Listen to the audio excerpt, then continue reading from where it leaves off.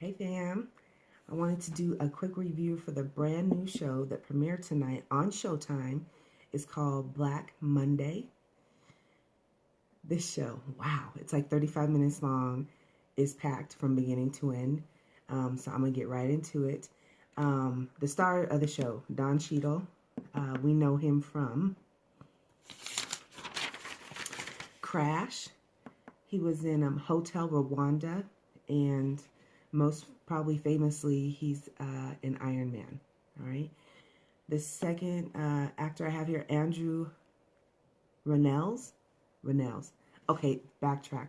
Don Cheadle plays the character in the show. His name is Maurice Monroe. Okay, and the next one, Andrew Banos. He plays Blair Pfaff. Pfaff. Blair. Yes, a guy named Blair. This is hilarious in the show. They give him nothing but shit for having that name in the show. All right, we know him from the movie The Intern that had Anne Hathaway and Robert De Niro in it. Really good movie. He plays this cute little dorky guy in that movie. I liked it, The Intern. Another movie he was in is called The Bachelorette. Never saw it, not familiar with it. The next star of this show is Regina Hall. Yes, y'all, it's Regina. Her character's name is Don Darcy, and we know Regina Hall from The Best Man, from About Last Night with Kevin Hart. That was such a good movie, oh my gosh. And the new movie that's about to come out within the next couple months here called Little. And that has both her, Regina Hall, and Issa Rae in it. I'm looking forward to that. It looks funny as heck. Let me see. And Kadeem Hardison also makes an appearance. We know him from A Different World. And, okay, so basically this show takes place in 1987. The exact date they gave on the beginning was October 19th of 1987. It's the worst stock market crash ever, okay? And so how they gave that date, and they said the day they started this show was 1 year prior to that. But when they started on the actual stock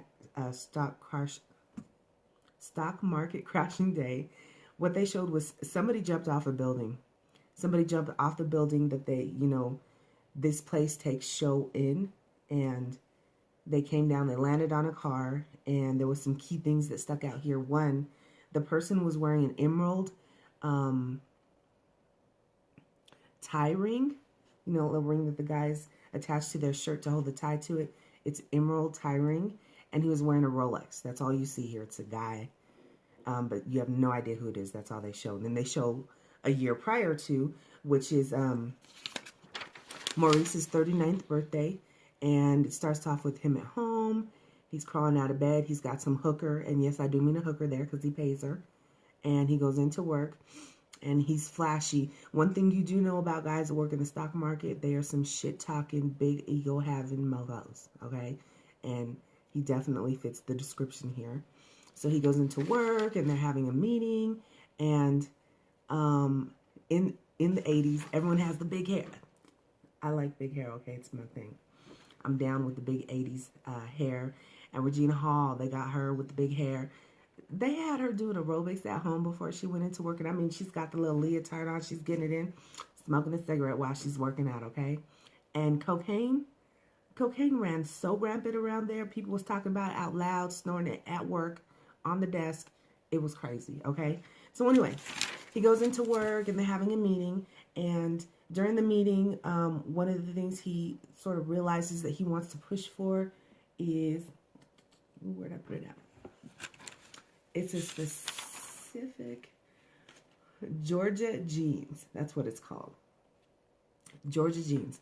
So Maurice decides, I want to get stock in that. It's a good idea. And Regina Hall's character is like, what are you talking about? It's back and forth bullshit with them. Anyway, he decides it would be a great benefit to him, his little part of the company there, and he wants to go get that stock. So he goes to see the two guys who own a great deal of the stock. It's these twin guys, and they're strange as hell when he goes to visit them. He actually clowns them, joking them, telling them that they fuck each other, okay? Brother fuckers is what he calls. This show is funny as hell, okay? Anyway, he goes in there, he's talking to them. There's a lot of BS thrown back and forth, and he tries to get them to sell him this Georgia Jeans stock that he's interested in, and they're talking him way up from the price he originally had in mind when he walked into the office, which is sort of throwing him off, but he's trying to bring them down some. He works with it. He gets him to I think it's 18 million. 18 million. Anyway, he leaves there. He's happy with his deal. And the next scene they show basically is this Andrew Bennell's Blair Fuff, his character. Okay, so he basically has gone to school for stock marketing. He has a girlfriend that he lives with, and he's at home, and it's literally day one. He's going into the stock market to get a job, okay? And his girl's like pumping him up, like, yeah, baby, you're about to do this, you know, doing their thing at home. And he's stoked, so he takes his butt in there, and he walks into the stock market floor. And he walks in, he's talking to one guy because he's supposed to be interviewing for a position. So he's talking to the guy, and he goes into a room, and when he's coming back out of the room, Maurice's character is coming from the other side on the stock market floor, so they're coming past each other. And when he actually gets to Maurice, he bumps into him, and Maurice had this bag of cocaine in his pocket because it's his 39th birthday, and what do you get the guy that has everything? His employees got him a bag of coke. That's what they do every year. Anyway, when they meet, this bag of cocaine, poof, it goes up all over, and everyone's freaked out stopping. And this Blair guy is like, oh my God, I'm so sorry. And, you know, Maurice is trying to, who the hell are you type thing. Anyway, Blair ends up telling him, I'm kind of a big catch now. You know, I'm getting into the stock market, blah, blah, blah. And Maurice stops everybody on the floor. They are on the trade floor right here, and tells every single one of them, don't you dare hire this man. If you hire this man, I will be on the other side of every deal that you try to come after for the next 2 years. So basically, in essence, he's shutting this Blair guy down, like guaranteeing he will have no job. It's so messed up. It's just screwed up. So anyway, Blair leaves there. He goes home, and he's down and trying to tell his girl what happened, and his girl is not here for it, okay? I mean, she literally grabs his stuff and is squeezing it, asking him, do you have a dick or do you have a vagina? Like, she's going in. She messes with him so bad, he ends up going back out there to that stock marketplace where he was guaranteed not to get a job, busts into Maurice's office there with everybody else who's in there doing the shit talking, and he tells him, I want a job, you know, I'm the one. I've come up with this, you know, the rhythm. Oh, what the heck is it called? Algorithm. He thinks he can do the stock market thing by this algorithm that he's created. And he's telling Maurice, I can do this. And Maurice is like, oh, you can do this. Okay, all right, I'll tell you what. What I'm going to do is I'm going to give you $50,000 in an account. And I'm going to let you go ahead and roll stock with that. And if you can double that amount, I'll give you a job. And if you can't, I want the shitty little Honda you rode here in. So Blair's like, bet, I got this. So Maurice ends up leaving to go collect all this money because he's going to pay the $18 million for this Georgia Jeans that he made the deal with. And Blair's back at the office with everybody else. Regina Hall's character's in his ear. Everyone's talking shit to him while he's on the computer doing his little thing, stock market trading, trying to double this amount. And this is so fast-paced. It's a very good show. The music, the shit talking, this is all going on at the same time. He's working the stock market, making the money. Maurice is out there dealing with every kind of hood under the sun in that area to borrow money to come up with this $18 million. I mean, he dealt with some people that was fighting, trying to kill each other, some thugs. He was all over getting this money, okay? So ultimately, he ends up getting all the money, going back to the twins because he's now going to pay them. He said he would have the money by end of day, which he shows up there to do. And when he does it, he hasn't signed the paperwork, and he's like talking his big old shit. And the twins basically break him down. They're telling him, sounds to us like you're trying to do the Georgina play. And Maurice is like, what the heck are you talking about? And they basically go and tell him that only 49%, basically, it's a white well of Wall Street. Okay, you'll only ever get 49% of the stock. The people that set up this stock made it purposely that way to keep you screwed. Basically, the stock Slave Holdings became Georgia Jeans, which 51% is a hidden shell owner. Hidden shell, hidden shell, hidden shell. You'll never find who owns exactly that full 51%, which is why you'll only ever own 49% of it, which will keep you at sort of a screwed rate, basically. It ends up being a toxic stock. It's a sham. They knew it before they sold it to him. He's realizing it now as he's walking away, but he's taking that shit because he paid more than enough money for it. So he goes back to the office where Blair has got all the way up to, he's like at 98, even 99. He's almost double that amount he was given to in the first place. And then right at the very end, all the money he's been working on starts going away, going away. I think he made it down to 54 cents. So he started off with $50,000 and ended up with 54 cents. So much for that algorithm, right? So he's screwed. Oh, and I have to backtrack for 1 second. Because while he was working on this whole stock market thing on the computer and all the coworkers are talking shit about him, why does one of the guys literally take his penis out of his pants and he's slapping it right here on Oh Boy's shoulder? And Oh Boy feels something and he's like, what? You know what? And then he actually turns around and looks. It's the whole penis in his face. Okay. I was dying. That was funny as hell to me. Okay. I'm like, anyway. Like I had said earlier, it's Maurice's birthday.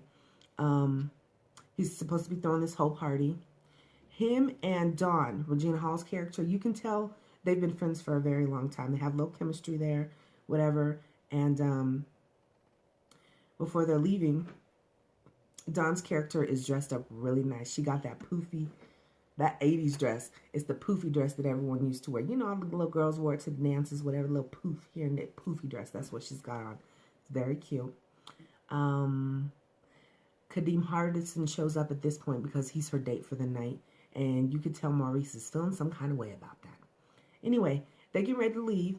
And Maurice's character goes downstairs and he sees Blair's character just sitting there staring at this ring in a box. He's depressed, basically.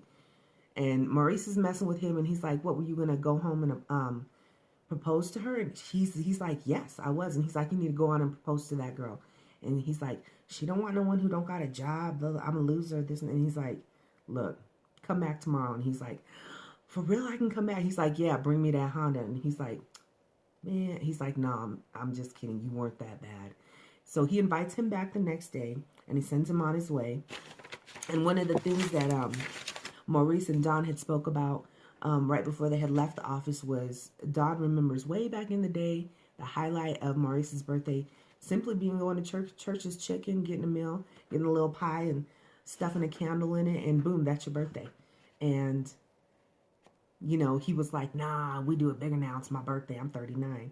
So basically he ends up leaving there, going to the area where, outside the club where his birthday is supposed to take place. And he sees Michael Jackson is outside. Obviously. And not a good one either. But anyway, he's like, wow, I didn't think he'd make it. And then he looks over and sees that Dawn is there with Kadeem Hardison. They're like hugged up on each other next to a car. And in that moment, Maurice decides he doesn't want to go. It literally took him seeing her with him not to want to be there. So what does he do? He goes to Church's Chicken, gets that meal, takes it home, gets a little pie, puts a candle in it. And then he lines up a line of coke that he's snorting that coke. And right next to him, what do we see? The craziest thing. It's a picture of Blair with his soon-to-be fiance, because like I said, he was going home to propose to her. And then it's a picture of her parents. And what does it say? That Blair is about to become engaged to the girl who is the daughter of who?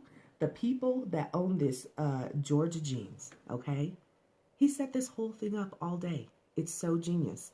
They go back. They show him when he had a little bag of coke before he was about to walk onto the stock market floor, how he opened it up and made sure it was well open. You know, that way when he ran into Blair, that for sure this cocaine would go all over the place. But he knew who Blair was. He knew the connection there, and he was wanting to get him to come work with him because he wanted to get this whole Georgia Jeans account to himself in the stock market.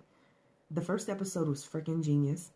If you haven't seen this, please do so. I'm going to watch every episode because I really like it. I hope you enjoyed my review, and hit the like button, subscribe, and hit the notification button so you can come back and see me next time. Thanks. Bye-bye.